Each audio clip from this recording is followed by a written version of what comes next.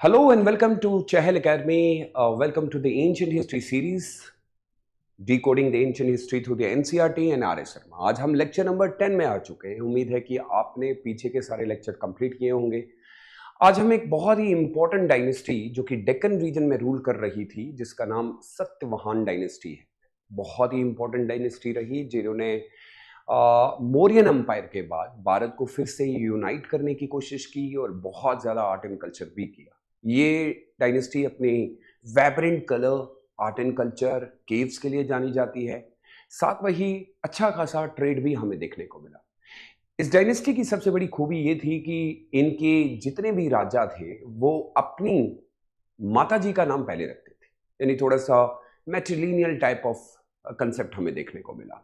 उसके अलावा इनकी एडमिनिस्ट्रेशन सेम रही जैसे मौर्यन एम्पायर की एडमिनिस्ट्रेशन थी, लेकिन काफ़ी सारी चीज़ों को चेंज भी किया गया। और सबसे इंपॉर्टेंट, इनका कैपिटल, यानी मैं बात करता हूं प्रतिष्ठाना यानी कि पाइथन, बहुत इंपॉर्टेंट एरिया जो डेक्कन रीजन में बना। और इसके बाद इन्होंने काफ़ी सारा एक्सपेंशन भी किया, एक्सपैंड भी किया और डीप साउथ में जाके पल्लवास के एरियाज में, यानी कि कांचीपुरम जो एरिया है, उनको अपना फ्यूडेटरी भी बनाया। और डेक्कन के इस रीजन के बाद भारत के इतिहास में एक नई शुरुआत हुई। आज हम इस डायनेस्टी के कोर पार्ट्स को पढ़ेंगे और यूपीएससी क्या जानने की कोशिश करता है कि जिस एरिया के अंदर, जिसको हम दन्य का टका एरिया कहते हैं, यानी कि एपी का रीजन जो है, उसके बारे में भी बात करेंगे। और आज देखेंगे कि इनका आर्ट एंड कल्चर भी कैसा रहा, इनकी फिलॉसफी क्या थी।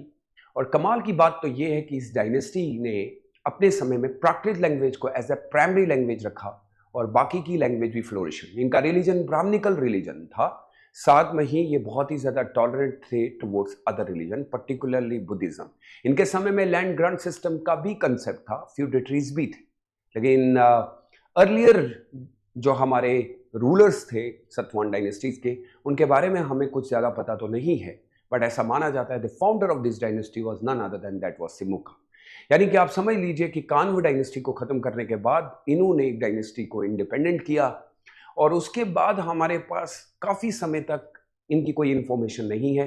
लेकिन इनके 17वें रूलर ने, यानी कि हाला की बात करें, तो वहाँ से हमें पता चलता है कि उनके द्वारा जो बुक लिखी गई वो भी प्राकृत लैंग्वेज में हमें मिली, गथा सप्तसाही। और उसके अलावा फिर शुरुआत होती है रिवाइवल होने की, यानी कि गौतमीय पुत्रा सतकर्णी। ये सबसे इंपॉर्टेंट रूलर रहे हैं सतवाहन डायनेस्टी के।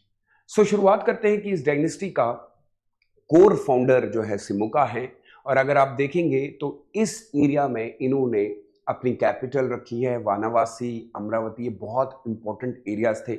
इसके अलावा इनकी कैपिटल देखिए, इनका रिलीजन बहुत इंपॉर्टेंट होता है फॉर प्रीलिम एग्जामिनेशन।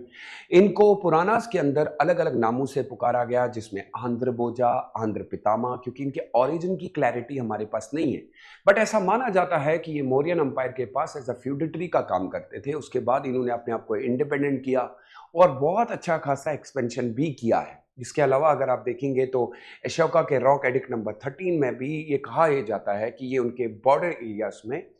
अब हमने यहाँ पे अगर आप देखेंगे तो नंबर्स मैंने लिखे हुए हैं सिमुका से लेके, लेकिन हमारे पास क्योंकि सबसे ज़्यादा जानकारी नहीं है। लेकिन अगर आप देखेंगे तो हमारे लिए सबसे इंपॉर्टेंट रूलर आते हैं, एक तो ग्रेट रूलर गौतमीय पुत्रा सतकर्णी, और उससे बाद हालास। फिर हमारे first great ruler Shri Satakarni है, जिन्होंने इस डायनेस्टी की शुरुआत की।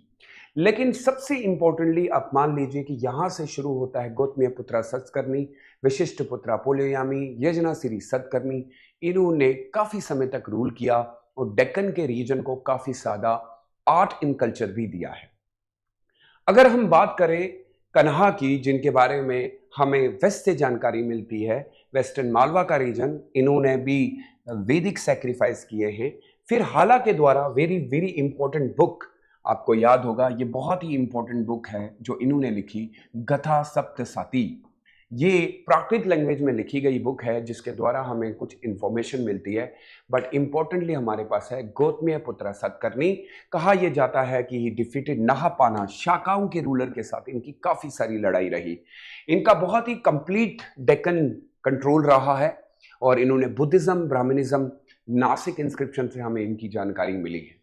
इसके अलावा अगर आप देखेंगे तो उसके बाद रुद्रदामन का एक टाइम जब शाकास का चल रहा था, पुलोयामी के साथ काफी सारी लड़ाई हुई, उन्होंने 2 बार इनको हराया बाद में, लेकिन मैट्रिमोनियल अलायंसेस के थ्रू ये हालात कुछ बेटर होने लगे। इनकी जानकारी जूनागढ़ इंस्क्रिप्शन और कन्हेरी इंस्क्रिप्शन में ले ली और इन्होंने भी up to the Krishna river तक जो है, और नेवल पावर में भी ये बहुत आगे थे।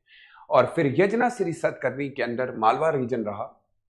अर्ली सतवाहन रूलर्स के बारे में हमारे पास उतनी कोई जानकारी नहीं है, लेकिन आत्रेय ब्राह्मणा में मेंशन है कि आंध्रा के अंदर आप देखिए तो ये रीजन इनके पास था। पुरानास भी मेंशन करती हैं कि ये सर्वेंट ऑफ मोरियंस थे या फिर ये सर्वेंट ऑफ आंध्रास थे। तो ओरिजिन के ऊपर मैंने पहले भी कहा है, पुराण्स में वायु पुराण, मत्स्य पुराण और ब्राह्मण पुराण के अंदर, ब्रह्मांड पुराण के अंदर ये कहा जाता है कि ये आंध्रा के रीजन के अंदर रूल करते थे।